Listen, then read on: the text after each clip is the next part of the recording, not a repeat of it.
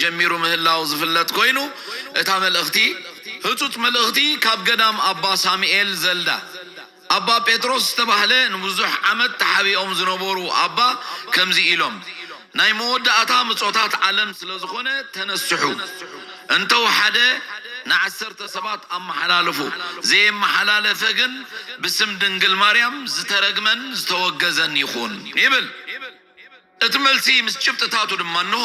ወንጌል ማቴዎስ 24:36 ነታ መዓልቲ እቲአን ነታ ሰዓት እቲአን ግና ብዘይካ አቦ በይኑ ናይ ሰማይ መላእኽቲ ኾኑ ወልዱ ኾነ ብዘይካ አቦ ሓደ እኳ ዝፈልጣ የልቦን ካልኣይ ጢሞቴዎስ 4 እወ ኣእዛኖም ሓቂ ኸይሰምዕ ዓፅዮም ናብ ፅውፅዋያት ከድህቡ እዮም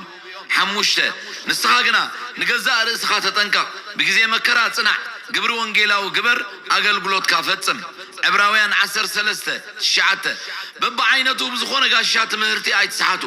በቲ ነቶም ዝሰዓብዎ ሓንቲ ዘይጠቕሞም ናይ መብልዕ ስርዓት ዘይኮነስ ልብኹም ብጸጋ እንተጸንዐ ሰናይ እዩ